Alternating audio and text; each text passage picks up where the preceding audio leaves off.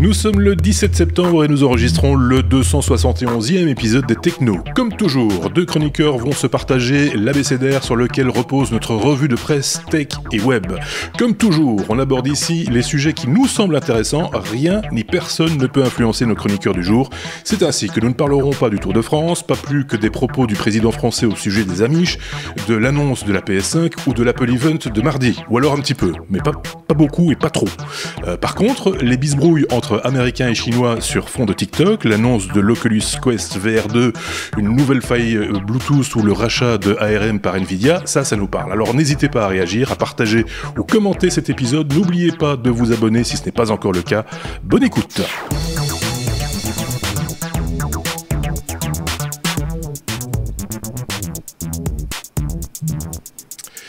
Et cette semaine, on m'a simplifié le boulot. Ça, c'est plutôt pas mal pour ce 271e épisode, auquel j'espère que vous allez écouter jusqu'au bout. J'espère. En tout cas, vous allez mettre des pouces sur YouTube, des étoiles sur les applications de podcast, etc., le commenter, le partager avec vos amis. Et bien, pour cet épisode, nous avons de Sébastien. Et donc, moi, c'est beaucoup plus simple, du coup, c'est toujours Sébastien. J'interpelle toujours Sébastien au sujet d'un sujet traité par Sébastien. Donc, voilà. Sébastien, à ma droite, d'origine belge, mais vivant à Paris. Bonjour, Sébastien. Oui, ma droite, c'est celle... La droite, en général, c'est celle où le pouce est à gauche. J'ai toujours beaucoup de mal en vidéo à repérer la droite et la gauche quand l'image est inversée ou quand elle ne l'est pas. C'est moi, bonjour, j'espère que vous allez bien. Merci de nous regarder, de nous écouter aujourd'hui. Voilà. On t'entend bien par contre, ça c'est super. Je pense que même sans le micro de Paris à Bruxelles, je t'entendais sur le coup, si t'avais ouvert la fenêtre du moins. L'autre Sébastien, il est là. Oui, je suis là. Je rentre probablement de vacances depuis plus longtemps que Sébastien, parce que j'ai moins la pêche, mais bonjour quand même. Oui, c'est ça. Notre état de fatigue est proportionnel au délai qui nous sépare de nos vacances, etc. C'est très compliqué pour tout le monde ces derniers temps, on l'a bien compris. Donc pour nous aussi, veuillez nous excuser.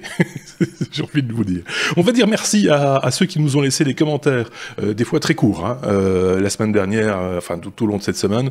LudoTT, Aliou, Kayantao, Christophe Z, Toumoisi59, Pascal L, Raphaël Vinet, ME Études Consulting, j'imagine que c'est un consultant, Rafi Farah, Renault Android, Iki Production, qui nous avait laissé un message consacré sur le hors-série, consacré au NAS Synology. Donc un vieux hors-série, comme quoi on note aussi, et je pense que Xavier a répondu à la question qui avait été posée par cet auditeur. Arlog Saga, Ingris Boy, Claude Lalonde, Damien Vigneron, NumV2, Jean-Michel Rému, Sébastien Boireau, Natacha, Vienne et Madeleine, Laurent Renders, Bricolo et Mulot, Diena, JF Didier, Pierre Laure, Cubignol, Le Pavot Rouge, Luc Loyau, la liste est longue, Sombre Papa et Eric Andelin nous ont laissé des messages la semaine dernière, et vous voyez, on vous a cité, donc on le fera pas si on a 100 personnes qui feront des commentaires. Ou alors je distribuerai la liste avec les chroniqueurs, chacun prendra un bout, parce qu'à un moment donné, ça va être trop long, quoi. Il va y avoir des petits soucis, mais merci, quoi qu'il en soit. Vous le savez, quand vous laissez des petits commentaires ici sur cette vidéo, sur YouTube, mais également sur les applications de podcast, quand c'est possible encore. Eh bien, ça titille un petit peu les algorithmes et ça nous permet ainsi d'être un petit peu plus visible, manifestement, et de recruter, j'ai presque envie de dire, beaucoup plus d'auditeurs. Plus il y a d'auditeurs, plus il y a de commentaires, plus la vie est belle, et voilà, elle fait boule de neige. Est-ce que j'ai été clair? J'ai pas l'impression d'être très très clair aujourd'hui, donc je pose la question à Sébastien. Et Sébastien, oui, c'est bon pour vous, ça vous convient? Oui, et moi j'ai un truc, si tu veux, pour l'épisode du jour. Oui, finalement, qui est facile et tout. Il y en a un, si on reprend l'image des trois, il y en a un des trois dont c'est l'anniversaire aujourd'hui. Oui. Voilà, donc je vous laisse deviner. Et quand on voit la tête de l'autre Sébastien, on se doute un petit peu. C'est peut-être pas lui. Ceci étant dit, lâchez-vous. Ceci étant dit, il y aura d'autres questions comme ça pour voir si vous écoutez jusqu'au bout, comme toujours, ou en cours d'épisode, parce que c'est amusant, manifestement ça vous amuse aussi, donc ça ne mange pas de pain, donc voilà. Si vous le voulez, on entame notre abécédaire là tout de suite maintenant.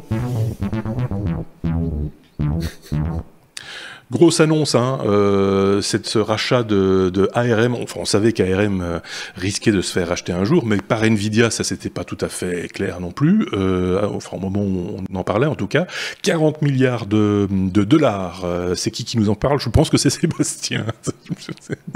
C'est Sébastien. Voilà. C'est Sébastien. Oui. Oui, honnêtement, je pense que dans les premières rumeurs, on avait vu un autre fondeur qui aurait pu racheter ARM. Fondeur qui fait pas spécialement la fête actuellement, c'était Intel. Et finalement, effectivement, c'est Nvidia qui rafle le truc pour 40 milliards quand même, donc ils allongent énormément. Et ils rachètent ça à SoftBank, une boîte dont on entend quand même assez souvent parler, on en reviendra justement un peu plus tard dans le podcast.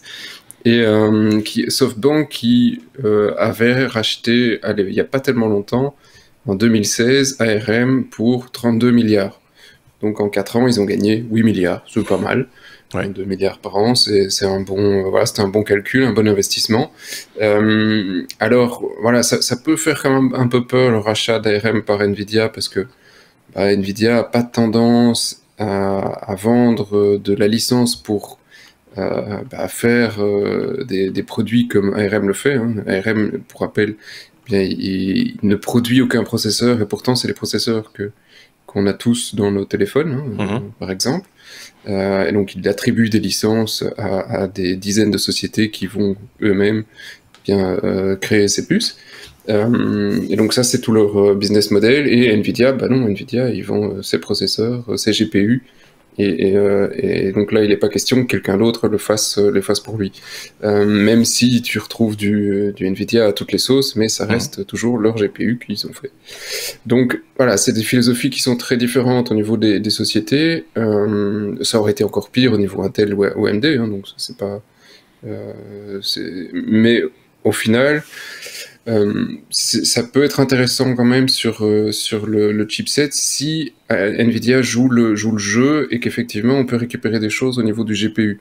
Parce que voilà, le GPU, ça reste quand même le fer de lance de Nvidia et ils peuvent apporter quelques points chez ARM s'ils marient les deux technologies. Il faut voir jusqu'où ils vont aller. Parce que pour le moment, l'annonce, c'est on garde les choses totalement scindées. ARM garde son truc. On va créer une division spécifique en Angleterre pour la recherche sur l'intelligence artificielle, parce que finalement, en fait, ce qui intéresse énormément Nvidia, c'est la partie intelligence artificielle chez ARM. Voilà, et pour le moment, on garde tout le monde, c'est 6 000 employés d'un côté, 12 000 de l'autre. Donc, voilà, la mariée a l'air très gentille. Mais en même temps, elle se porte bien.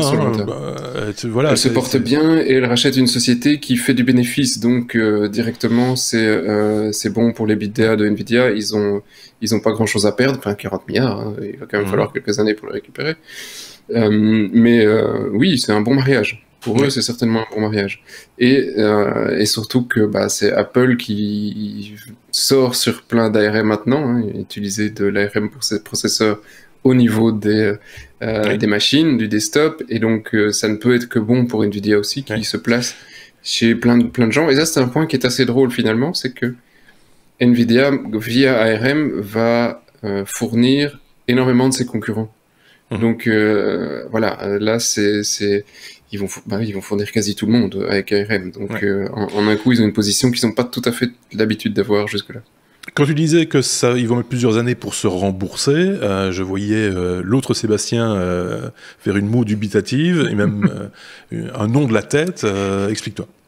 L'action Nvidia a pris, alors j'ai pas les chiffres, mais elle a pris énormément depuis l'annonce du rachat de ARM, et comme une partie du rachat d'ARM se fait en actions, je lisais dans un article aujourd'hui qu'il y a déjà 30% de cette somme-là qui est compensée par l'augmentation de la valeur des actions Nvidia. Donc ça risque d'être un investissement assez rentable et dans lequel ils peuvent rentrer et récupérer leur billes assez rapidement. Oui, c'est pour ça que je faisais la moue. Oui, c'est ça. Il y a cet aspect-là, il y a le côté rassurant peut-être aussi pour le marché que ce soit Nvidia, une boîte comme Nvidia qui rachète ARM. Il y a ce que tu viens de dire, Sébastien, c'est par rapport à Apple, ce marché qui est quand même un marché important, on va pas se mentir. Ça va également donner de la valeur, on va dire, à ARM. Ça va faire grossir entre guillemets ARM d'une manière assez conséquente. Donc c'est vrai ça va prendre un peu de temps, mais c'est un bon investissement. Oui, alors... Oui, l'un ou l'autre. Vas-y. L'action, elle a remonté, mais 2-3 jours avant, l'action d'NVIDIA avait plongé assez violemment, comme la plupart des autres, sur le Nasdaq. Donc oui, effectivement, sur le moment de la transaction, à un moment T, effectivement, ça leur coûtera peut-être moins cher que les 40 milliards, réellement. Mais il y a un autre secteur qui est assez intéressant, et j'espère que NVIDIA va le conserver dans ARM, c'est toute la partie serveur, qui aujourd'hui est embryonnaire encore sur ARM. C'est un marché qui historiquement appartient à Intel. Ils vendent du Xeon à tour de bras sur des processeurs qui, pour en utiliser, ont du mal à évoluer ces dernières années. On monte très peu en fréquence, on monte un peu en cœur. C'est assez... ça stagne un peu. Des machines qui ont 2-3 ans, tu regardes les processeurs actuels, tu dis... Là, le gain n'est pas suffisant pour le changer. Alors qu'anciennement, tous les 2-3 ans, tu dis après je prends un nouveau serveur, il va 2 fois plus vite, c'est génial. J'ai pas besoin de mettre autant d'argent pour développer. Parce que c'est toujours le jeu. Hein. Ton application va plus vite. Si sur quand tu fais du web, pour tout le reste, hein, mais si tu veux qu'une page web aille 2 fois plus vite, soit ton code va 2 fois plus vite, soit ton processeur va 2 fois plus vite. Et pendant presque 20 ans, la solution était très simple. Tu achetais une nouvelle machine, 2 ans après, ton site allait 2 fois plus vite. C'est plus le cas aujourd'hui. Tu as plus de cœur, parfois, mais alors tu perds en fréquence et tu gagnes pas vraiment. Là j'espère effectivement que ARM viendra, et surtout au niveau des prix, parce qu'on est très loin d'avoir des trucs bon marché. AMD essaye d'eux, mais ça reste embryonnaire, et ça c'est un marché qui, personnellement m'intéresse aussi. Parole à Sébastien qui ronge son frein. Voilà. Les deux sont très complémentaires. C'est ça qui m'intéresse dans ce rachat, c'est qu'NVIDIA est le roi des data centers aujourd'hui, pas directement puisque les data centers tournent sur Intel, AMD comme tu l'as dit, mais beaucoup de data centers et surtout ceux du cloud offrent des grosses machines avec des GPU, non pas pour attacher des écrans et faire du gaming dans le cloud, mais pour avoir de la puissance de calcul, essentiellement pour l'intelligence artificielle, tout ce qui est entraînement de modèles, gros traitement sur des gros volumes de données, ça passe toujours par du GPU et ça passe presque toujours par du NVIDIA. Et comme tu le dis, Sébastien, les data centers, et de nouveau, surtout les data centers du cloud maintenant, ont la tendance à aller vers ARM également, pas pour la partie calcul de puissance, mais justement pour l'aspect low cost, low consommation d'énergie, qui est quand même une des caractéristiques de l'architecture ARM et qui est importante dans les data centers, parce que je vais le redire un peu plus tard dans le podcast, mais pour 1 watt qu'on met pour alimenter un data center, il faut 1 watt d'air conditionné pour refroidir ce data center. Donc si on arrive à avoir des puces qui consomment moins, ça fait aussi moins de dépenses pour refroidir, et ça baisse la consommation générale, et donc le ratio d'efficacité des data centers augmente grâce à ça, et de plus en plus de vendeurs.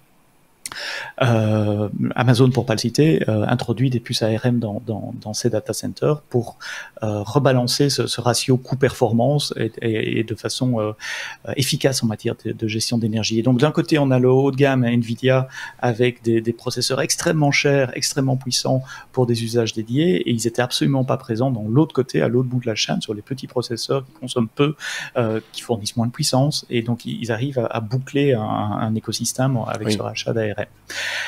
Je me posais aussi la question, est-ce que ce deal va, pour le moment c'est une intention de rachat, il doit être approuvé par tous les régulateurs de marché dans tous les pays où NVIDIA et ARM opèrent, c'est-à-dire la totalité des pays, sachant qu'NVIDIA est une société américaine, ARM était à l'origine anglaise, tu as dit que ça appartenait à SoftBank, donc c'est japonais pour le moment, ça reviendrait aux États-Unis.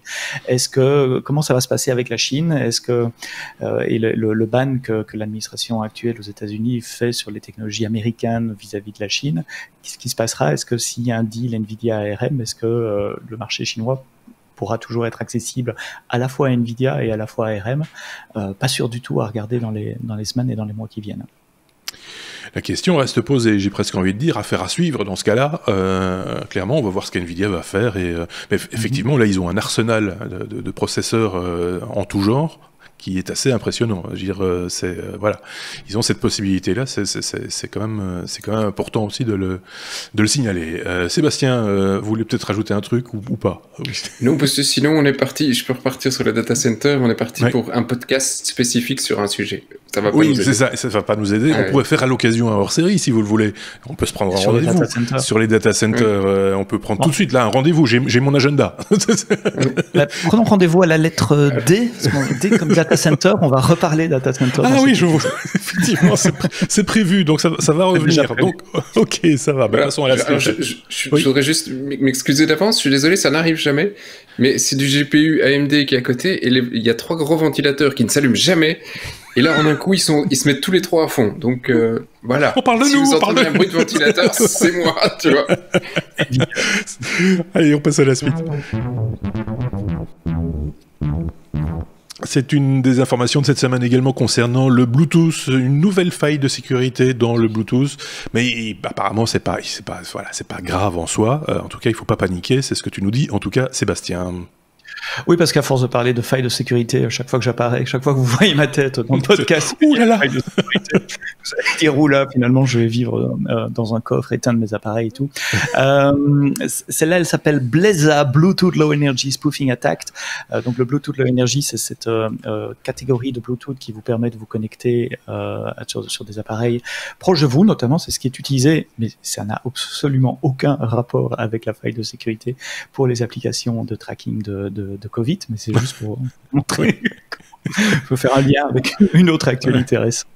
Et cette faille a été découverte par des chercheurs d'université qui ont découvert un problème lors de la reconnexion. Vous savez, avec un appareil Bluetooth, vous pouvez vous éloigner de l'autre appareil. Mais, comme le Bluetooth a une portée très limitée, votre appareil va perdre la connexion.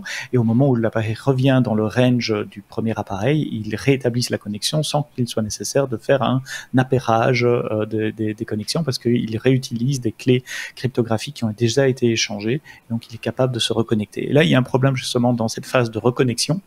Et s'il y a un autre appareil dans le coin qui capte les signaux et qui réémet les signaux, rejoue les signaux, l'autre appareil peut se faire passer pour celui qui revient. D'accord. Voilà. Et donc, à partir du moment où il se fait passer pour celui qui vient, il peut lui envoyer des signaux qui sont différents de l'appareil qui aurait dû être. Dans la vidéo de démonstration, il montre un téléphone couplé avec une bague connectée. La bague envoie son état de batterie qui est 80%, l'appareil s'en va, revient, l'impersonateur arrive, c'est le PC de l'attaquant qui envoie le signal Bluetooth, et là à ce moment-là le téléphone voit que la batterie est passée à 0% parce que le PC envoie l'information 000 et le téléphone croit que c'est la bague qui lui envoie alors que non, c'est quelqu'un d'autre. Alors pourquoi c'est pas catastrophique? D'abord, il y a à ma connaissance pas de truc peut-être dans le monde industriel que je connais pas, mais dans le monde professionnel ou même personnel de monsieur et madame Michu, il n'y a pas des tonnes d'applications critiques qui vivent sur du Bluetooth Low Energy, peut-être votre Fitbit, peut-être des objets connectés à la maison, mais enfin rien de vital. Ensuite, il faut quand même un appareil Bluetooth dans le range pour émettre le signal qu'on veut impersoner, qu'on veut falsifier. Donc s'il y a quelqu'un qui débarque dans votre living avec un gros PC plein de câbles et des tas de chiffres qui défilent à l'écran, a priori, vous allez le voir, et est-ce qu'on va mettre en place ces moyens pour attaquer votre Fitbit ou vos ampoules connectées? Peut-être pas. C'est pour ça que je disais, il n'y a pas de raison de paniquer. On voit pas d'attaque vraiment, enfin peut-être que Sébastien aura des idées sur des attaques pratiques, utiles, intelligentes à faire là-dessus. Et en plus, c'est déjà patché côté iOS en tout cas. Android est au courant, ça va être patché bientôt. Sur Linux, ça dépend, il y a plusieurs stacks Bluetooth sur Linux. Il y en a un qui est patché, les autres pas encore. Donc de nouveau, c'est une matière, c'est pas un bug du protocole au niveau de l'électronique, c'est un bug logiciel, donc il peut être corrigé par une mise à jour logicielle.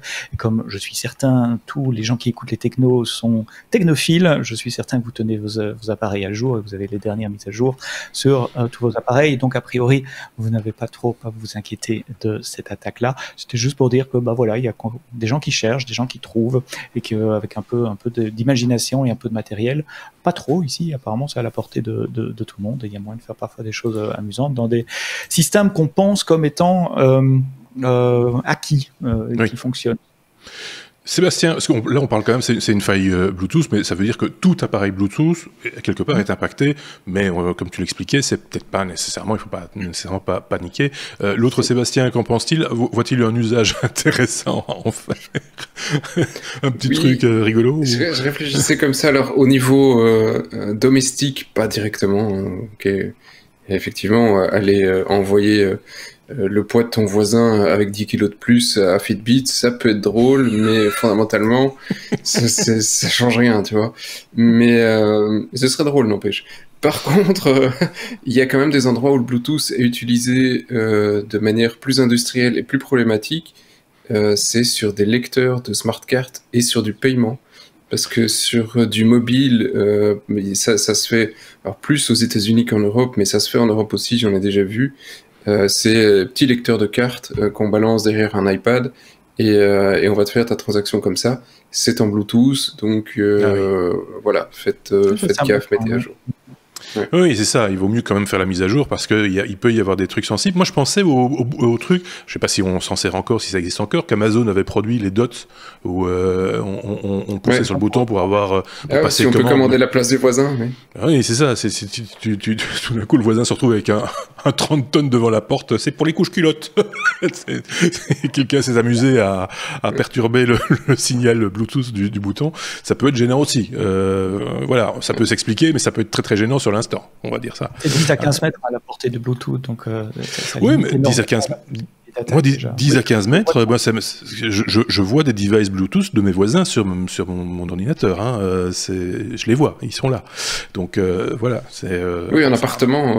En appartement, oui. En maison, si t'es pas en villa dans un château. Si t'as pas une ville à 4 façades, il y a des chances pour que tu puisses choper le Bluetooth de quelqu'un. Ouais. Donc autant. Mais en magasin, c'est tout à fait jouable. Donc là, ça me semble des attaques, possibles. Ouais. Donc oui, n'ayez pas peur, mais quand même faites la mise à jour, hein, on va dire ça. C'est encore plus simple.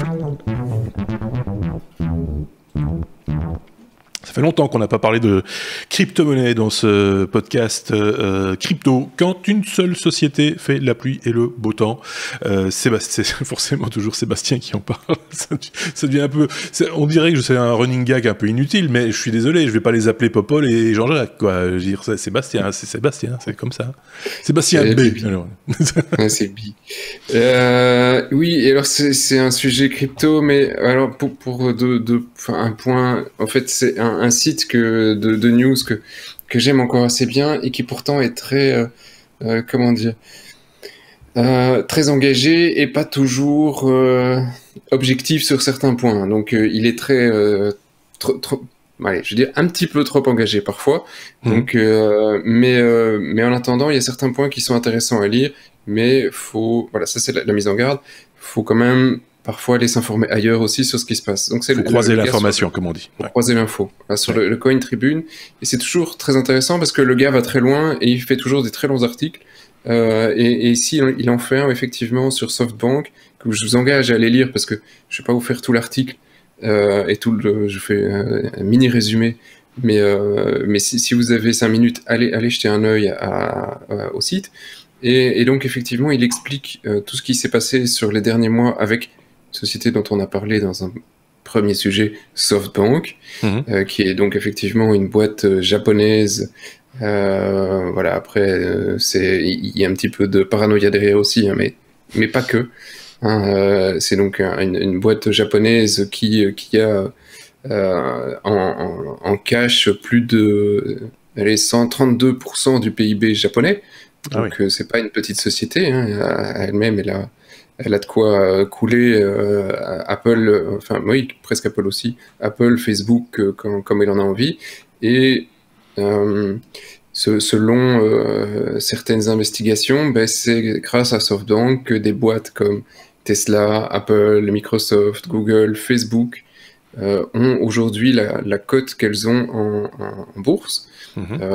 Parce que voilà, ils ont injecté énormément d'argent, ils ont fait énormément d'options sur ces actions, et donc quand la bourse s'écroule, en général c'est que il y a un petit truc derrière aussi de SoftBank, en tout cas la bourse, le Nasdaq, on s'entend, hein, parce que c'est essentiellement sur le Nasdaq qu'ils vont jouer.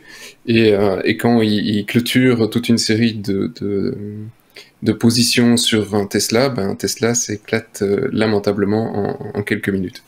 Donc ils jouent, il y a un jeu de pouvoir derrière aussi qui est expliqué, qui est très intéressant sur l'économie américaine, avec des personnages comme Trump, pour ne pas le citer, qui est quelques paragraphes assez intéressants à lire, et effectivement après toute une liaison avec la crypto, où jusqu'il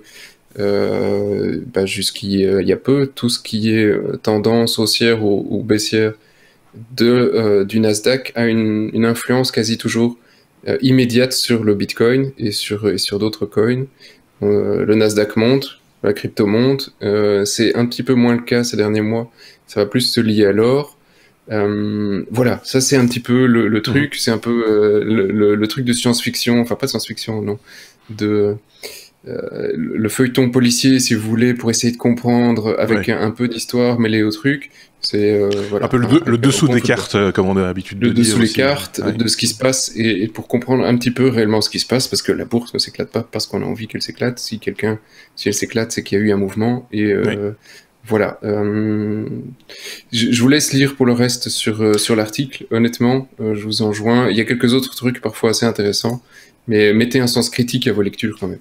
Voilà, exactement. S'il y a une conclusion entre guillemets à apporter, c'est bien celle-là, et c'est celle que l'on vous conseille entre les lignes, souvent de manière systématique. C'est la raison pour laquelle également on vous laisse les liens vers les articles dont on parle. C'est une revue de presse, donc on vous laisse les liens dans notre site lestechno.be, mais également en description de la vidéo sur YouTube, pour que vous puissiez aller plus loin, jeter un œil, croiser l'information, en parler peut-être avec des connaissances qui ont des compétences dans le domaine, que ce soit celui-là ou un autre, hein, peu importe, mais soyez critiques, voilà, exactement, et n'hésitez pas à venir commenter et venir apporter votre critique en commentaire, ça nous fait toujours plaisir. Voilà, il faut rester dans une certaine ouverture d'esprit de manière générale, et pas se laisser avoir non plus. Souvent, les informations dont on vous parle, sauf les choses un petit peu anodines, mais des informations de ce genre-là, en général, nos chroniqueurs recroisent eux-mêmes autant que faire se peut l'information avec d'autres sites liés à, par exemple ici aux crypto-monnaies, mais ça peut être d'autres domaines également, justement pour être certain de ne pas se perdre et de ne pas se faire avoir, parce que ça peut arriver aussi qu'il y ait des articles comme ça qui circulent et à qui on donnerait le bon Dieu sans confession, comme on dit, et qui en fait, voilà, ils sont complètement plantés, et voir aussi pourquoi ils se sont plantés, si c'était volontaire ou pas. Coin Tribune, je connaissais pas. Oui. Ouais, et site francophone, ce qu'il en est, parce qu'il n'y en a pas beaucoup. Oui, ça m'a étonné aussi. Donc, allez jeter un œil et vous nous en donnerez des nouvelles, tout simplement. Je sais pas si Sébastien, l'autre, avait un truc à rajouter à ce sujet, mais voilà, il est d'accord aussi. Non, c'est très bien résumé. J'avais lu l'article un peu plus tôt dans la semaine aussi, et c'est marrant de voir ces mouvements. C'est comme des lames de fond, enfin, ces mouvements de fond derrière c'est toujours intéressant de voir d'où viennent les choses, où vont les choses, mais il faut quand même un petit peu creuser derrière, comme on le disait. Parce que c'est ça aussi, hein, faut pas se leurrer, s'informer aujourd'hui nécessite aussi un geste de la part du lecteur. Hein. On peut pas, sinon à ce moment-là, on s'informe sur les réseaux sociaux et tout est perdu, quoi. Hein. On est à la lettre D, comme justement, on en reparlait. Data center, c'est un peu le maître mot de cet épisode. D'ailleurs, si vous êtes arrivé jusqu'ici, je vous invite à nous laisser en commentaire le mot banane. Ça n'a rien à voir avec data center, mais c'est parce que je vois banane qui est à côté. Donc voilà, c'est banane. C'est le mot banane. Je veux voir le mot banane dans les commentaires. Si vous êtes arrivé à la 28e minute de cet épisode, vous nous le mettez en commentaire, mais vous pouvez aussi faire des commentaires intelligents. Hein. Je voyais quelqu'un la semaine dernière qui disait ouais, bah c'est facile de faire des commentaires à ce prix-là. Il suffit d'écrire des bêtises. Oui, mais on n'est pas obligé. On peut écrire des bêtises et des trucs intelligents. On n'est pas obligé de choisir entre les deux. Donc on parle data center. Ah oui, c'est une information dont on avait déjà parlé, ça dans un épisode précédent, mais il y a quelques temps maintenant. On a le résultat, et ça c'est assez rare pour le mentionner, c'est que souvent on parle d'informations, d'actualité technologique, mais on n'a pas, surtout si c'est sur du long terme, on n'a pas toujours le retour d'expérience de ce qui s'est réellement passé. Ici ça va être intéressant, c'est Sébastien qui nous en parle. Et ça a un lien avec les baleines, justement. Donc, voilà. En plus, oui, c'est vrai. Et bien à propos, il est de fort bon aloi, monsieur. Un data center à 20 milieux sous les mers, c'est le titre que j'avais mis pour cette news-là. C'est Microsoft qui était repêché son data center qu'ils avaient mis, alors c'était pas à 20 milieux, c'était juste à 36 mètres sous le niveau de la mer. Donc, oui, Microsoft a fait un data center sous-marin. Et pourquoi, monsieur, vous allez me demander? Eh bien, parce qu'il y a des tas de bonnes raisons pour faire ça. Comme je l'ai dit un peu plus tôt dans cet épisode, un des problèmes majeurs dans les data centers, outre l'alimentation électrique, c'est le refroidissement, puisque pour un watt investi en puissance machine, il faut un watt de refroidissement également pour refroidir l'ensemble de ces machines. Et la mer a un avantage d'être à température relativement constante, ou en tout cas avec des fluctuations beaucoup moins fortes que sur Terre, et puis moins chaud aussi que dans l'air. Et donc, ça dépend à qui on pose la question. Greta a un avis sur cette question, mais c'est pas le propos. Non, physiquement, ça varie moins fort. La différence jour-nuit, par exemple, est bien moins importante sous l'eau que dans la journée. Et alors, donc, pourquoi on fait ça? Pourquoi est-ce qu'on a cette idée? Alors, pourquoi un data center? D'abord, un data center, on le met dans un container, et puis ce container, on l'immerge, on lui amène du courant, évidemment, une connexion réseau, sinon il y a pas beaucoup d'intérêt. Mais l'expérience a duré 2 ans, ils l'ont ressorti. Et maintenant, le data center, ils ont analysé, mais ça ils connaissaient déjà par le monitoring du data center, le taux de panne dans ce data center. Il est moins élevé que dans un data center traditionnel, justement, probablement à cause de ces variations de température qui mettent moins le matériel sous pression.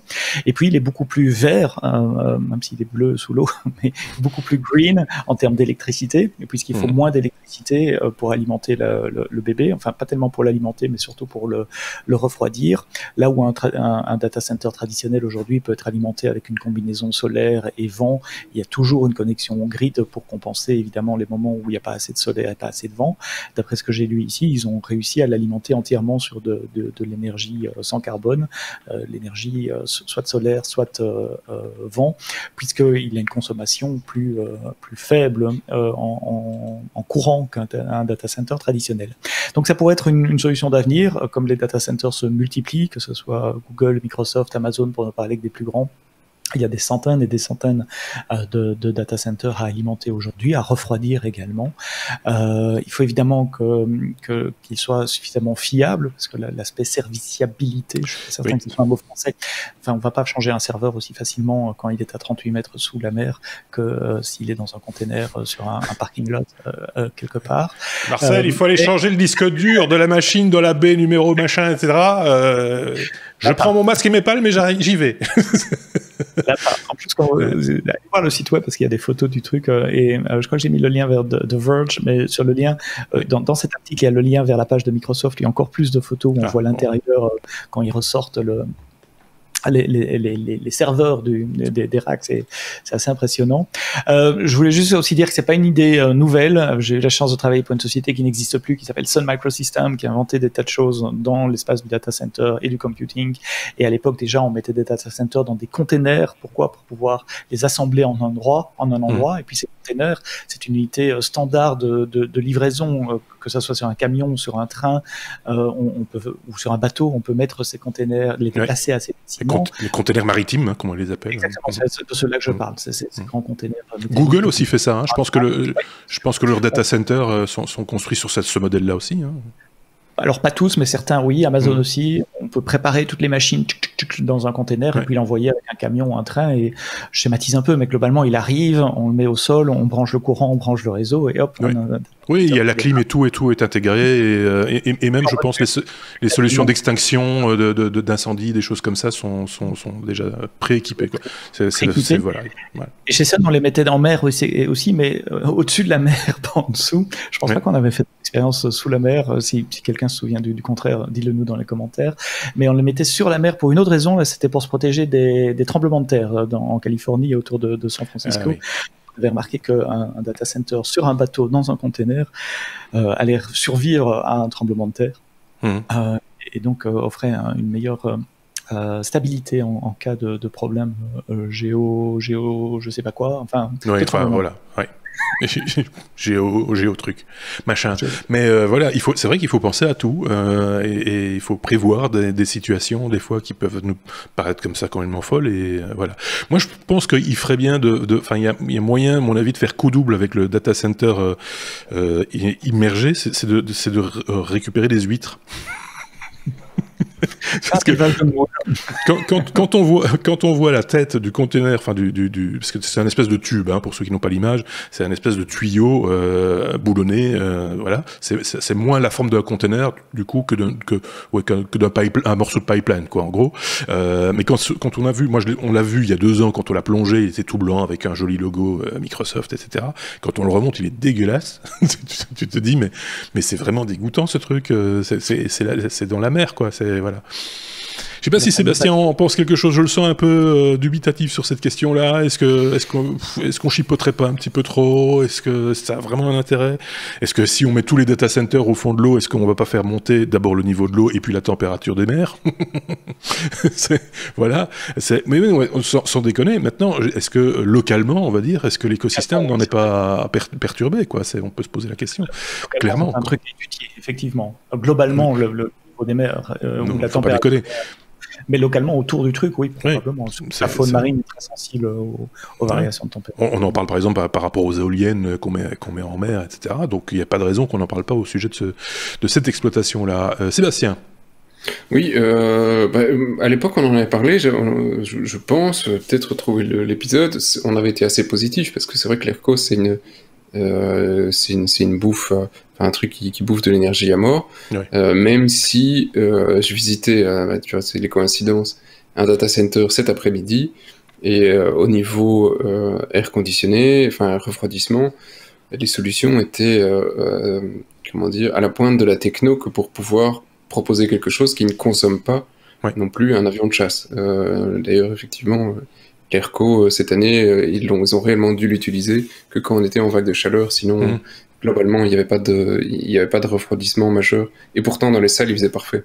Donc, parce que voilà, il y a des solutions, même pour de l'ERCO à la maison, sur le canadien, d'autres solutions. Et moi, j'ai lu quelque part que bien souvent, justement, dans les data centers, mais aussi dans ce qu'on appelle plus généralement les salles blanches, pas nécessairement où il y a de l'informatique, mais où ce sont des endroits clos, etc., les installations qui ont plus d'une dizaine d'années ou d'une quinzaine d'années sont souvent aujourd'hui surdimensionnées parce que finalement, ils consomment de l'énergie pour rien, là où aujourd'hui, une installation plus récente et mieux étudiée est plus calibrée, on va dire, pour arriver au même résultat.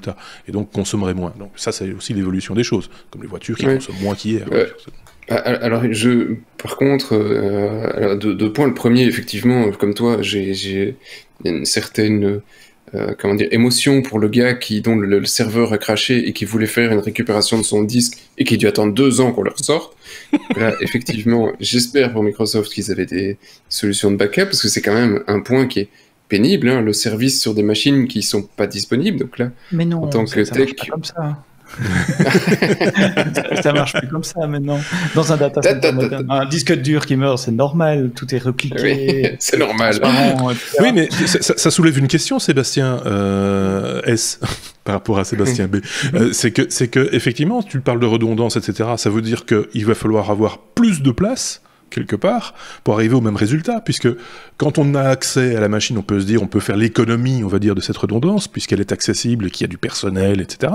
Ici, comme il n'y a pas de personnel, comme on ne peut pas plonger pour aller remplacer le disque dur, il va falloir faire de la redondance, donc ça va faire encore plus de consommation, quelque part, et de production d'appareils, de serveurs, de voir les immerger, machin, etc. Est-ce que ça aussi, c'est pas une petite dérive, quoi?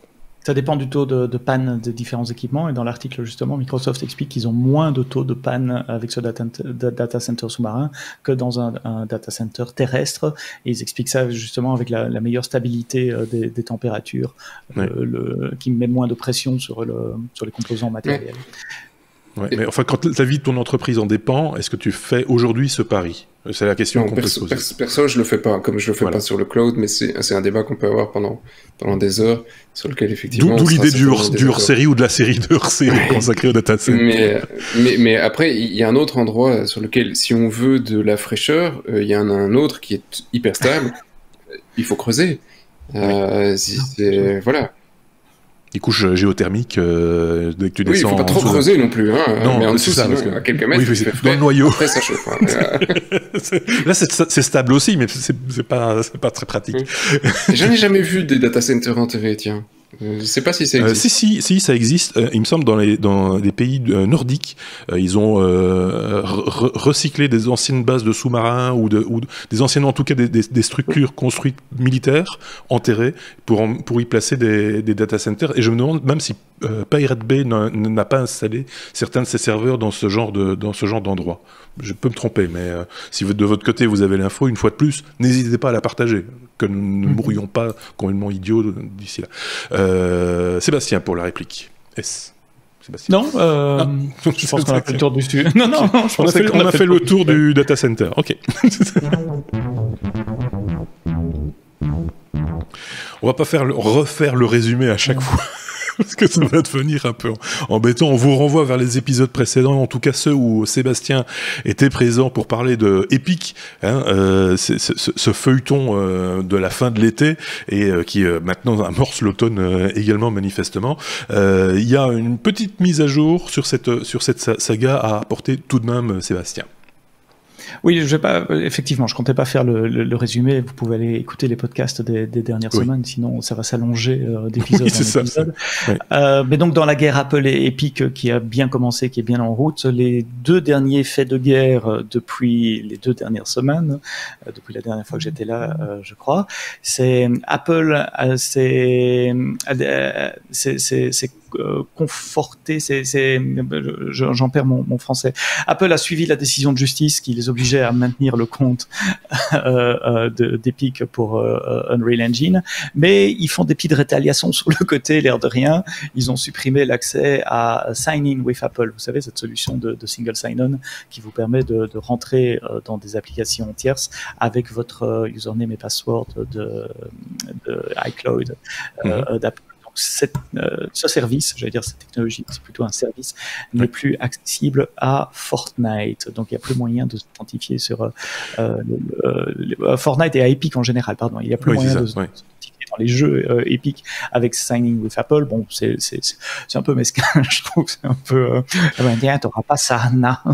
C'est une espèce de mise sous embargo, quelque part, que pratique Apple vis-à-vis d'Epic. On peut pas fermer le compte, donc il coupe tout ce qu'il y a autour.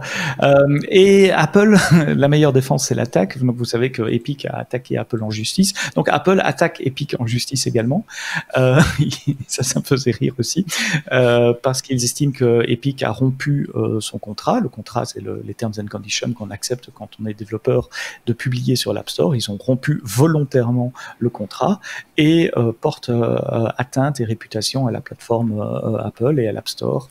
Et donc Apple les attaque pour cette brèche de contrat et demande des dommages et intérêts. Voilà, j'ai promis que j'allais pas en faire pendant une demi-heure. Oh, c'est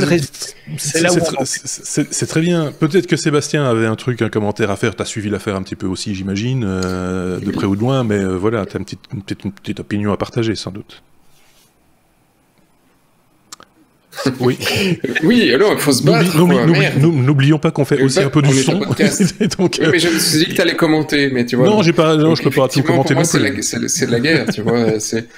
Et mon camp est choisi depuis la première ligne sur ce truc, Epic sans hésiter, même si effectivement ils ont rompu le contrat, ils ont tout ce que tu veux, mais je vous enjoins de nouveau sur le sujet crypto. Allez voir, il y avait une interview qui est très intéressante des fondateurs de Coinbase. Donc Coinbase, c'est un des sites les plus connus où vous pouvez aller acheter vos bitcoins et plein d'autres cryptos maintenant.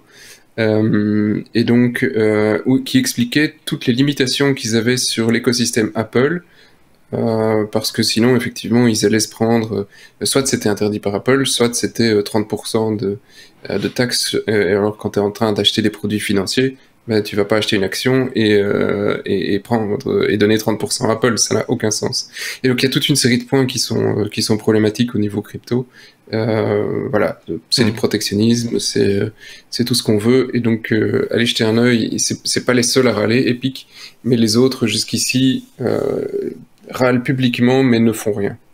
Oui. Donc jusqu'ici c'est le seul courageux.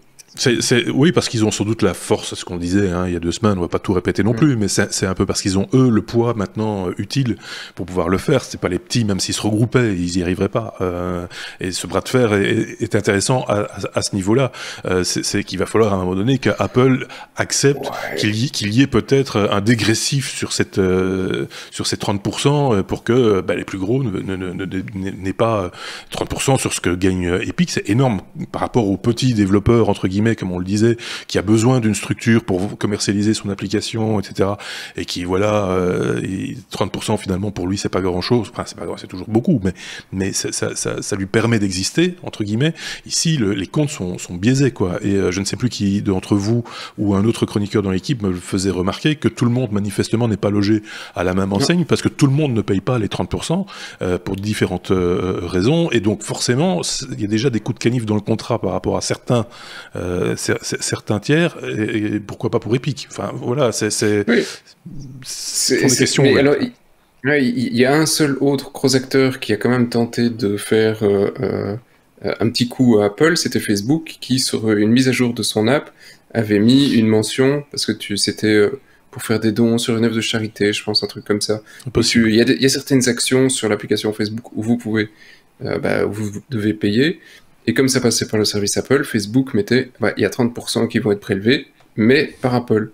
Et Apple a gentiment répondu à Facebook, soit tu enlèves cette mention, soit ton application, elle n'est plus là non plus. Voilà.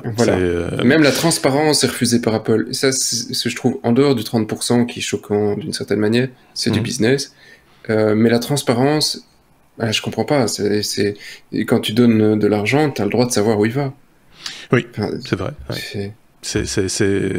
On suit le feuilleton, le feuilleton épique comme on l'a appelé, Sébastien. On continue à le suivre et jusqu'au bout on va le suivre celui-là. Parce que... mais on sait où il va. Il va chez Apple. Oui, c'est ça. Oui, pour l'instant, oui, c'est vrai. Et ça leur coûte objectivement de tourner l'App Store en termes de data center, justement, on en parlait, de capacité, de bande passante, etc. Eux, ils poussent un peu plus loin dans le procès qu'ils font à Epic. Ils disent que tout l'écosystème, les outils de développement, les API sur lesquels ils investissent, c'est une manière pour eux les 30%, c'est une manière pour eux de monétiser les API qui permettent de développer des applications. Là, je trouve ça un peu de mauvaise foi aussi, parce que sans ces API, il y aurait beaucoup moins d'applications, et donc la poule, également. Tu sais bien, la poule, l'œuf, machin, etc. On l'a dit, sur les 30%, effectivement, il y a une grosse part qui va à la maintenance de ces outils qui fonctionnent, qui sont bien calibrés, etc. On est tous d'accord, je pense, pour dire ça, mais 30%, ça va pas à tout le monde, ça ne va pas dans toutes les circonstances, ça doit pouvoir être négocié, et ça doit être transparent, également, comme le disait l'autre Sébastien. On va pas en rajouter de louche sur Epic cette fois-ci, parce que je pense qu'on va en reparler dans certains épisodes prochains, donc à ton prochain passage, sans doute, Seb. S'il se passe quelque chose, effectivement, parce que là, ça peut prendre du temps, tel que c'est engagé, ça risque de prendre du temps. On est à la lettre F comme Facebook avec Sébastien, on va parler de cette annonce concernant Oculus Quest VR 2. Qu'est-ce qu'il y a à en dire de ce casque de réalité virtuelle, Sébastien? C'est le 2. Ah, merci. Voilà, c'est fait. Il est mieux. Oui, il est mieux. Et c'est... je l'aime bien, je suivais le truc. Honnêtement, voilà, c'est pas l'annonce hardware de l'année, mais et on n'a pas parlé des autres casques, mais celui-là, je l'aime bien pour une raison.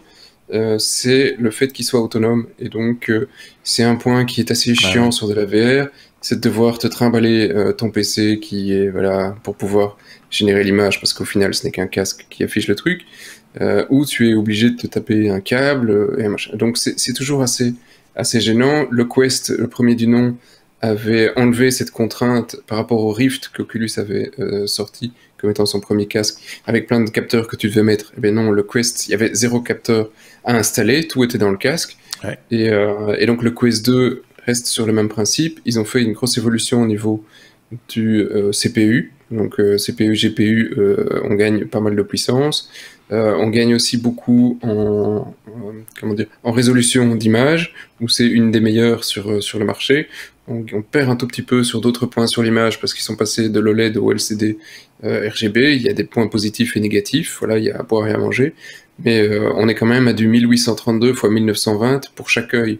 Donc, tu vois que c'est sur un petit casque comme ça. Ils ont réduit le poids. On a quasi 100 grammes en moins. C'est pas négligeable quand tu l'as sur le nez. Il y a un point négatif quand même sur le bidule. La batterie reste la même, le truc consomme un tout petit peu plus et on a perdu 1 heure d'autonomie. Quand tu fais que 3-4 heures de jeu et que tu arrives à 2 heures de jeu, c'est toujours bien parce que c'est pas le casque des gamers, c'est plutôt le truc occasionnel. 2 heures en général, c'est bon aussi. 2 heures en réalité virtuelle. Quand tu reviens sur Terre, c'est quand même violent, quoi. Enfin, non, pour avoir la version 1, on passe parfois, effectivement, ça m'arrive pas souvent, mais quand on joue, on y passe la soirée. Voilà, après 2 heures, tu le déposes, tu bouffes un truc, tu le remets et t'es reparti 2 heures. Ouais. C'est possible, ça dépend du type de jeu, et ça dépend des personnes. Il y a les déplacements. Si tu prends les déplacements naturels que certains apprécient, en 5 minutes, je vomis toutes mes tripes. C'est impossible à jouer. Oui, c'est ça. Mais pour le reste, voilà, si c'est juste tourner la tête et que le déplacement, tu le fais avec ta manette, ça, c'est encore assez confortable. Donc voilà, les contrôleurs ont été aussi améliorés, etc. La batterie, voilà, c'est le truc un peu cheap. Et ils le savent déjà en le vendant parce qu'ils proposent un add-on que tu peux mettre sur ta tête. Tu peux porter une deuxième batterie sur ta tête que tu connectes au truc. Voilà, bon, là c'est un petit peu... voilà, vous avez déconné les gars. Mais, ouais. Et puis voilà, un sac à dos aussi, une ceinture. Ça existe, hein, ça existe le sac à dos, la version sac à dos pour avoir le PC avec toi pour être plus ou moins autonome, pour ne pas être lié à un câble, parce que le câble, quand tu joues, tu te rends pas compte où tu es. Tu peux faire facilement des tours sur toi-même, t'es emmêlé et ça te fait chier quand t'es en train de jouer. Ouais, c'est ça. Donc ça, le câble, la liberté, c'est quand même assez sympa. Et si t'as pas la puissance, parce que c'est un gros GSM en fait là-dedans, tu peux connecter un câble à un PC. Donc là, t'as les deux en même temps et utiliser un Steam sur ton PC et jouer gentiment en VR avec l'image qui a été générée sur un GPU de qualité sur ton PC. Donc ça, c'est toujours possible. Le Quest 2 le fait aussi, donc c'est toujours sympa. Voilà. Et le point positif, ça t'arrache pas un bras non plus, hein, t'es à 300-400 €. Oui, c'est ça. Ça c'est quand même bien démocratisé, hein. Il faut le reconnaître. Article de référence, comme on a l'habitude de le dire, puisque c'est une revue de presse aussi, c'est chez les numériques, ils l'ont testé en long, en large, en travers. Ils sont plutôt positifs par rapport à... Oui, tout le monde ne l'est pas, mais globalement... eux le sont plutôt, voilà. Donc, bon, chacun se fera son idée, effectivement. Comme on a l'habitude de dire, essayer de trouver un autre test ailleurs pour croiser, hein, pour voir ce qui se dit. Mais de manière générale, ça va dans le bon sens, on a presque envie de dire. Voilà, ça c'est la tendance, quoi, en tout cas. Oui, alors petit conseil quand même entre amis. Hein, salut les amis. Si vous voulez être sûr de pas le laisser sur le bord de l'armoire parce que vous allez vomir après 2 minutes de VR, il y a des gens qui ne supportent vraiment pas ça et donc ça serait dommage d'acheter un casque si vous pouvez pas l'utiliser. Il y a plein d'endroits, en Belgique et en France, je suis sûr aussi, où vous pouvez aller jouer, ça vous coûte quelques dizaines d'euros pour jouer une demi-heure, 1 heure. Au moins, vous savez si c'est amusant et si ça vous donne pas la nausée après un quart d'heure. Ouais. Après, vous pouvez acheter le casque et ce sera vachement plus rentable que d'aller jouer dans la salle. Ça s'est bien développé, ces salles entre guillemets de jeu, hein, il faut appeler ça comme ça. Il y a eu un petit coup d'arrêt évidemment avec tout ce qui s'est passé au mois de mars, avril-mai. Là, ça reprend, hein, puisque il y a quand même pas tellement de proximité entre les joueurs. Du coup, c'est des activités qui peuvent reprendre. Donc voilà. Oui, et comme tout le monde n'a pas ça. Ouais, comme tout le monde n'a pas ce matériel à la maison parce que c'est un peu contraignant, t'as un peu l'impression de retrouver les cybercafés de la fin des années 90, tu vois. Un peu ça, tout le monde vient jouer à un Counter-Strike en même temps. C'est assez drôle. Ouais. Cybercafé, je pense qu'on serait bien inspiré de relancer le principe ces temps-ci. J'ai l'impression, je fais une toute petite parenthèse, mais quand je vois le gouffre des fois qu'il peut y avoir dans la société au niveau de l'accès à l'informatique et à Internet en particulier, je trouve que c'était une idée qu'on a un petit peu trop vite abandonnée au profit de son petit chez-soi, à la maison, machin, etc., ou son téléphone. Remettre des ordinateurs dans les cafés, c'est peut-être une bonne idée. Je sais pas ce que vous en pensez, mais depuis que j'habite en France, j'ai vu ça dans les bureaux de poste. postes, en certains voilà. bureaux de poste en tout cas, il y a des postes en libre service. Je crois que c'est payant. Mais c'est pas mal parce qu'il y a énormément de choses aujourd'hui qui, au niveau administratif par exemple, qui se font via Internet, où c'est même plus possible de le faire par courrier ou par téléphone ou quoi que ce soit, et ça largue toute une partie de la société, et ça c'est pas tout à fait normal non plus. Donc je trouve que l'Internet devrait être accessible. C'est un bien, quoi, c'est un bien commun. Si tu veux tout l'Internet, non, mais pour non, peut-être pas tout, mais ces services-là. Les services publics dont tu as besoin en Belgique avec la carte d'identité, il y a pas mal de communes qui mettent des kiosques qui sont accessibles. De plus en plus, ouais. Mais c'est pas le cas partout, c'est pas non plus. Voilà. C'est pas partout, mais ça arrive. Voilà. Ouais. Et comme je disais l'autre fois, tout Internet, c'est pas utile. De toute façon, je l'ai lu hier soir, c'est très très surfait. Ouais. mais pour la fracture, c'est des discussions qu'on pourrait faire aussi plusieurs numéros tout ensemble. Je voudrais juste briser le coup à une idée reçue là-dessus. La fracture numérique, c'est pas les personnes âgées qui ont le plus de mal avec la technologie. Hein. Détrompez-vous. La plupart, c'est les jeunes. Hein. Oui. Je n'ai pas parlé de ça. Moi, j'ai parlé de Pépette, d'accès. Voilà. Mais même, la fracture digitale, c'est pas entre les jeunes et les vieux. Si vous organisez un truc chez vous à la maison, que vous voulez quelqu'un pour lancer des conversations, c'est bon. Je viens chez vous, nous venons chez vous sans aucune difficulté, on va vous lancer des conversations. Mais on veut une pizza ou quelque chose. Oui, il faut nous donner à manger, parce que sinon, on devient très vite emmerdant.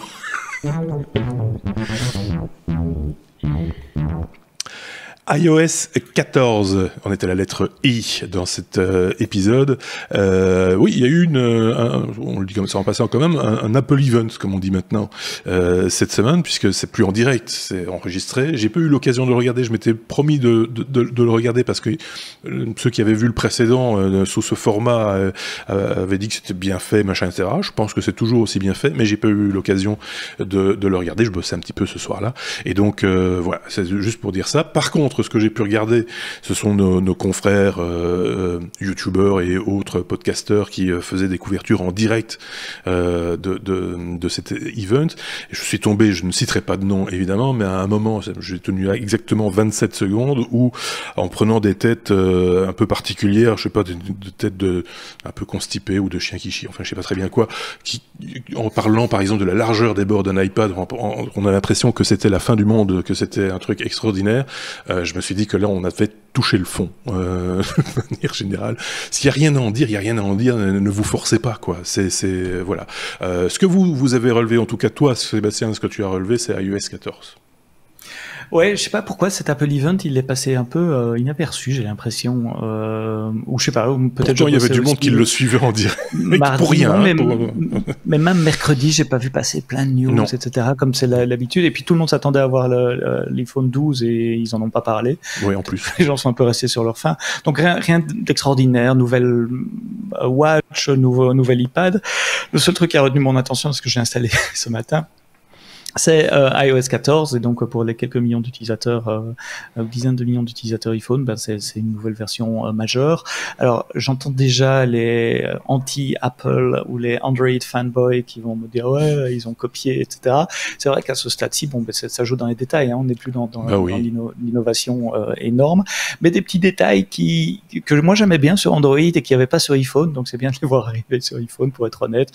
Sur ces coups-là, Android était en avance en termes d'interface utilisateur. C'est quoi ces petits détails? C'est des widgets sur les pages d'accueil, donc maintenant on n'aura plus que uniquement des icônes d'application, mais on peut voir des petits widgets avec de l'information, son calendrier, des choses comme ça. Je sais, ça existe depuis longtemps sur Android, je vais le répéter souvent.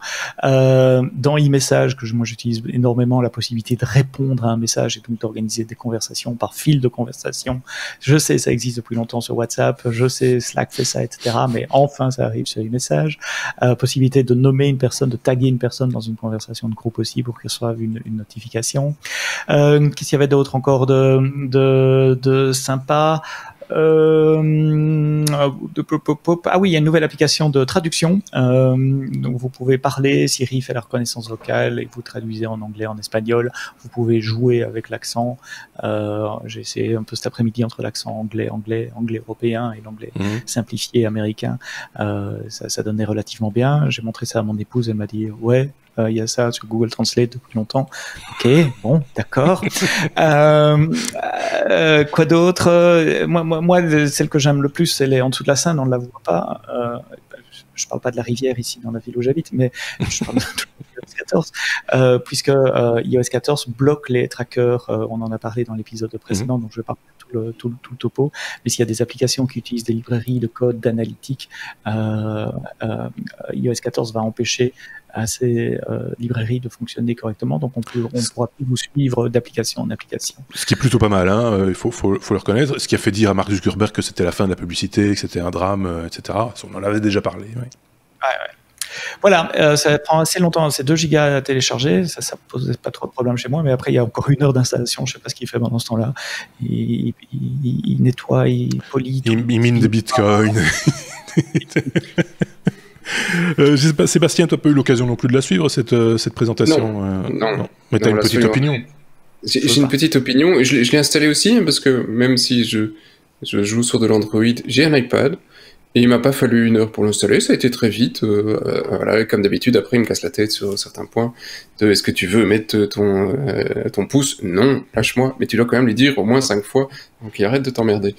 Et donc, non, il y a quand même un truc qui était assez drôle que j'ai vu dans les articles et peut-être que Sébastien a une opinion sur ce qui s'est passé, c'est que ici ils ont annoncé iOS 14, et bim, ils l'ont lancé, et vous pouvez le télécharger demain. Et donc la plupart des développeurs disent, les gars, vous êtes gentils, mais quand est-ce que vous laissez le temps que nous on installe les câbles pour que ça marche? Donc non, ils n'avaient pas le temps de mettre à jour leurs applications, et donc il y a eu toute une série de réactions en disant c'est un scandale.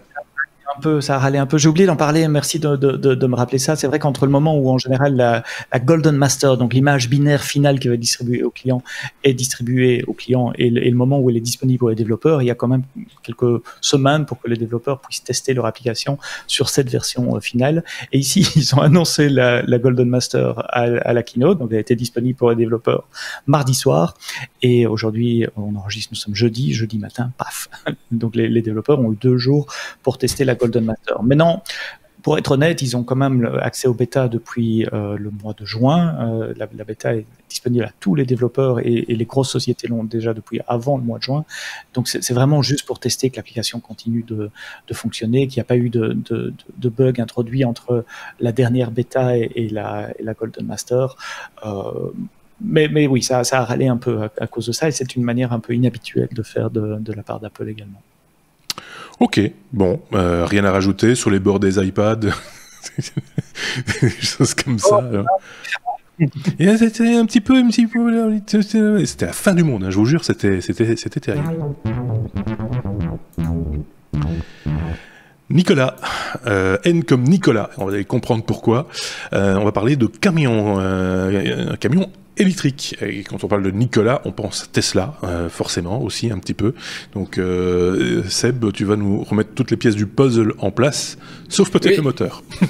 C'est ça. Alors, on en a parlé à l'époque parce que c'était une boîte qui a fait une vidéo postée en janvier 2018, hein, ça remonte, et qui était le premier camion électrique. On se dit camion électrique et on voit une vidéo où le camion déboule avec un moteur à fond, plus de 90 miles par heure. C'est génial, super rapide, super camion électrique. C'est la fin de cette pollution sur nos routes. Et donc, pas vu le camion tout de suite chez le marchand du coin, pas vu beaucoup sur les routes, ça n'a pas beaucoup avancé. Ils ont continué à faire quelques annonces, et finalement, ils ont, il y a quelques jours, fait une alliance avec General Motors pour pouvoir faire leur premier gros pick-up électrique. Voilà, normal, General Motors américain, il faut faire un gros pick-up, on n'est pas sur la petite voiture qui va plaire aux Européens. Un gros pick-up. Entre-temps, il y a quand même une société qui s'est intéressée en disant, tiens, c'est Hindenburg Research. Il dit, ton truc là, ton camion fonctionnait pas à l'époque, on est d'accord, parce qu'on n'a toujours pas vu la couleur de ton camion. Il y a non, peut-être que si. Il y a une vidéo, en tout cas, il y a une vidéo du camion. Ah oui, une vidéo du camion. Il dit, donc les mecs, ils ont dit, ok, ils ont pris un camion, ils ont été au même endroit que la vidéo, ils ont lâché le frein à main et ils l'ont laissé rouler. Ils ont dit, t'as vu qu'en bas de la pente, il va à la même vitesse que ton camion sur ta vidéo, hein, donc vous foutez un peu de notre balle, les gars. Vous avez juste lâché un camion sans le frein à main. Et là, les gars ont quand même le culot de répondre. Ils disent, oui, mais sur la vidéo, on a mis un camion de Nicolas en mouvement, on n'a pas dit qu'il roulait. Ah là, je veux dire, c'est juste exceptionnel, quoi. Jamais dit qu'il y avait un moteur qui fonctionnait, juste dit que la voie camion, il roulait. Donc en fait, ils ont brandé leur camion, ils avaient mis un peu de technologie dedans, mais moteur qui tourne, ah non, ça, ils avaient pas. C'est exceptionnel. C'est particulier. Ceci étant dit, on n'a pas encore vu les camions d'Elon Musk non plus. Il nous les a présentés à peu près à la même époque, si je dis pas de bêtises. C'était aussi il y a 2 ans, quelque chose comme ça. C'était à peu près à la même époque même. Donc ça semble plus compliqué, les camions. Là où il faut du couple, ça coince un petit peu. Et donc la société s'appelle Nikola, ou le camion s'appelle Nikola. Donc c'est quand même aussi un petit peu culotté aussi, quoi, quelque part. Je sais pas si Sébastien avait suivi ça ou suit un peu l'actualité de ces nouveaux véhicules électriques. Non, pas vraiment. Non. Des gros camions comme ça, non. Les vannes de livraison, les problèmes de livraison du last mile delivery, comme on dit, le dernier kilomètre de livraison, des chaînes de logistique pour les livraisons à domicile, c'est quelque chose que je regarde un peu. À ce sujet, pour des tas de raisons. PSA a annoncé une camionnette sur le modèle de la camionnette qu'ils font d'habitude avec Fiat d'ailleurs. C'est sur un châssis du même modèle, une camionnette assez prochainement, ça va arriver relativement vite. Par contre, la charge utile en prend un coup dans les dents parce qu'il y a quand même la batterie qui prend et de la place et du poids. Donc, et on a un problème en Europe par rapport aux États-Unis, c'est que nos permis de conduire sont segmentés de manière un petit peu particulière. C'est-à-dire que quand vous avez le permis B, vous pouvez conduire un véhicule qui va jusqu'à 3,5 tonnes. Et que après il faut un permis poids lourd. Ouais, mais c'est important parce que c'est la raison pour laquelle on fabrique aussi des camping-cars ou des vannes et comme ça de 3,5 tonnes tout juste, enfin avec une charge utile de 400-500 kilos quand tout va bien. Et voilà. Et donc du coup, si on met de l'électrique dedans, ça veut dire qu'on peut même plus mettre un chauffeur dans la cabine parce qu'il y a plus de possibilité de rajouter quoi que ce soit dedans, ce qui est un peu ballot évidemment. Donc il va falloir sans doute changer, et ça c'est ce que le marché entre guillemets espère, d'après mes lectures en tout cas, c'est que le législateur, en tout cas au niveau européen, fasse passer le permis B, plutôt que de le bloquer à 3,5 tonnes, le fasse passer à 4,5 tonnes, et donc décale ainsi légèrement le permis poids lourd pour pouvoir justement garder de la charge utile pour ce qu'on a à transporter justement, et pouvoir développer l'électrique comme de cette manière-là. Voilà, je sais pas si vous avez le même coup. Est-ce qu'on n'aurait pas intérêt à changer à avoir les permis en fonction des dimensions du véhicule plutôt que son poids? Oui, par exemple. Finalement, c'est la taille qui compte, c'est la longueur du camion. Bien sûr. Oui, c'est dit. Voilà. Si cette vidéo est démonétisée, ce sera de la faute de Sébastien. Pourquoi, qu'est-ce que j'ai dit? Parce que tu as dit que c'était pas la taille qui compte. Et ça, souvent, c'est mal pris. Donc voilà, affaire à suivre, j'ai envie de dire, parce que c'est vrai que c'est quand même un domaine assez passionnant qui est technologique par la même occasion. T, la lettre T comme TikTok, la guerre continue, ça c'est aussi un autre feuilleton ça, Sébastien, la guerre entre les États-Unis et la Chine concernant TikTok, où on en est, qui gagne pour l'instant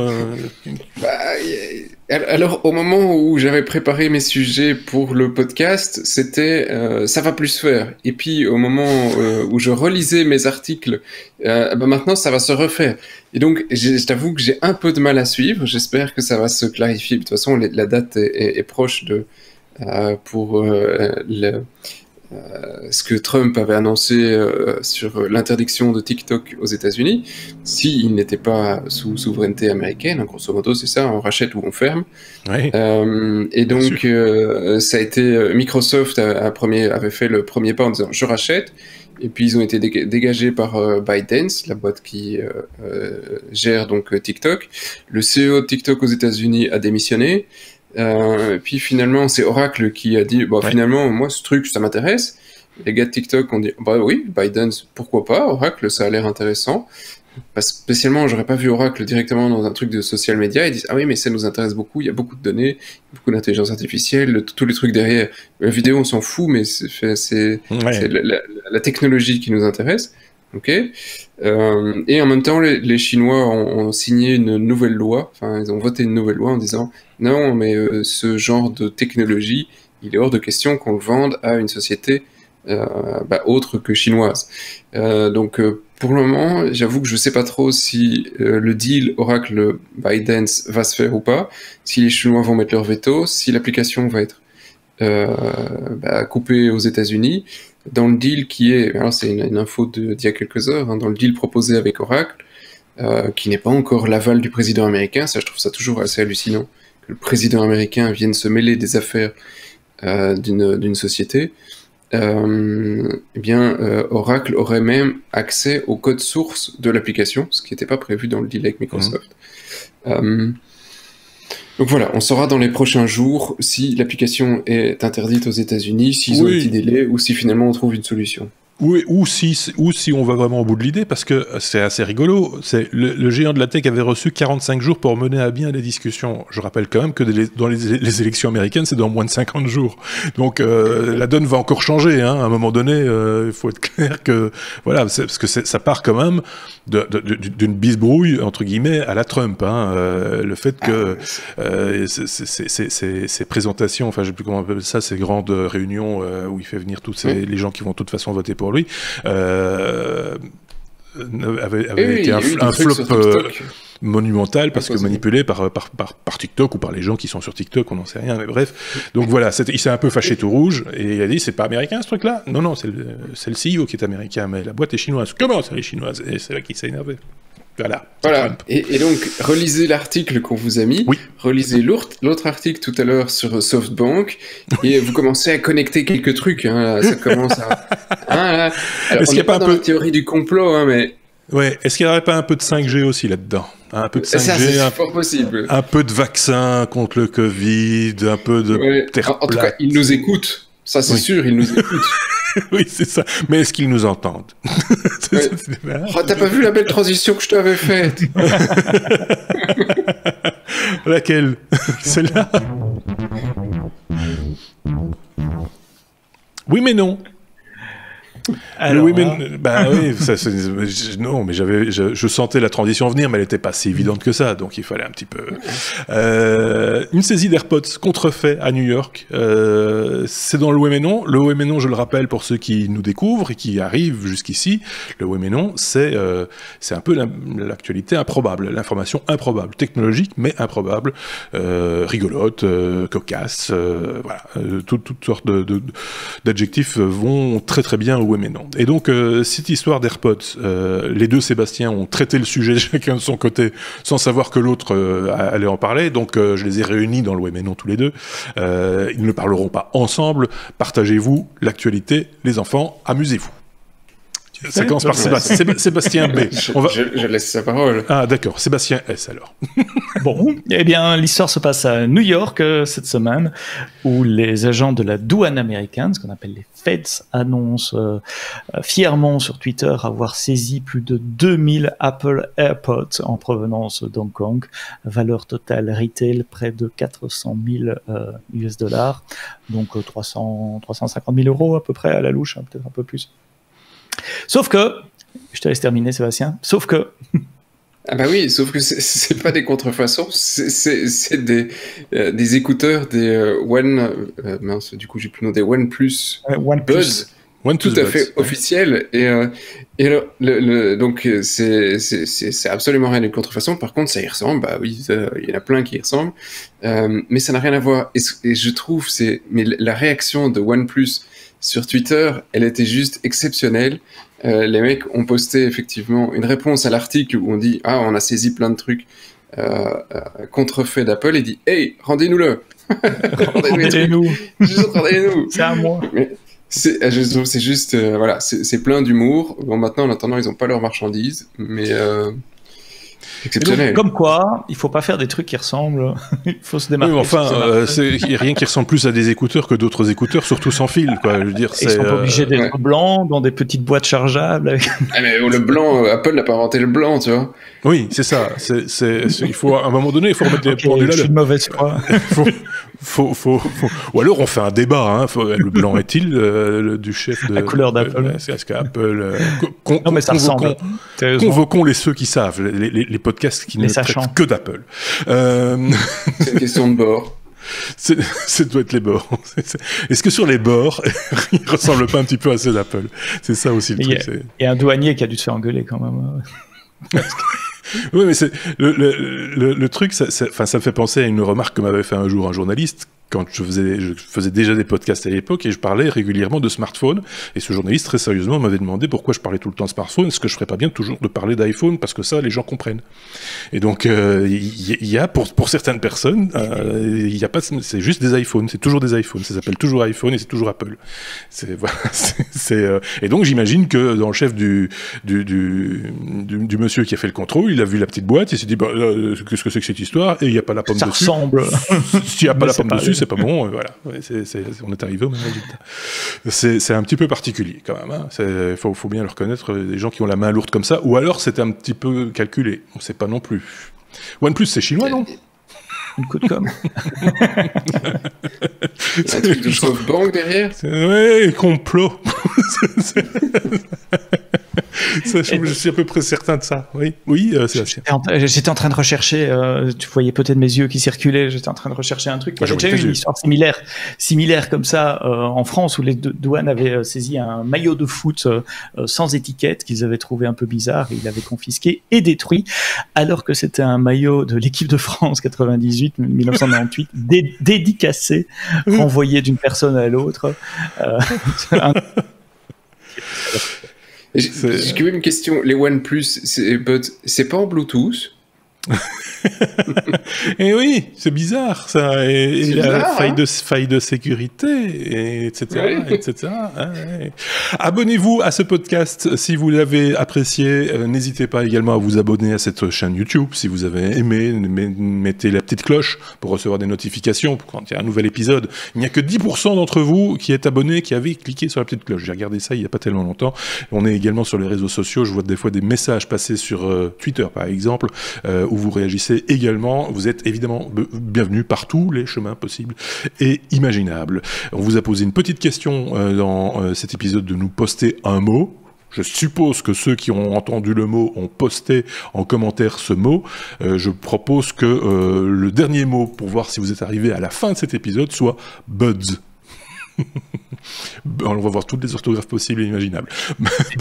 Buds, donc le mot précédent, on va pas le répéter, et buds, et on verra comme ça qui écoute les épisodes jusqu'au bout, que ce soit en vidéo ou en audio sous forme de podcast, évidemment. Est-ce que l'un ou l'un et l'autre ont quelque chose à rajouter pour leur défense? Merci de me dire.